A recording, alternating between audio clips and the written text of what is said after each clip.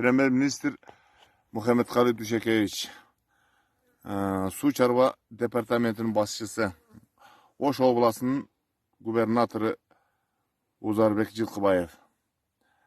Biz sizlerге Папан елінің атынан қайырлы батабыз. Қайырлыбыздың себебі Папан айыл өкметінде жайгашкан кереметтүү Акбуя дайрасынан топтолгон суу сактагычынын акыбалын көрүп атасыздар.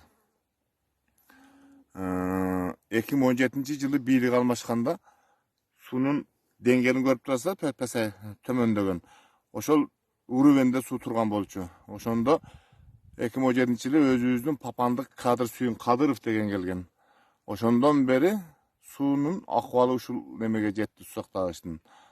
Мурда сууну Максим Бакиев сатчу дечелек. Токтогул суу сактагычындагы. А буну ким сатып атат? Дагы эле Максим келип сатып атат.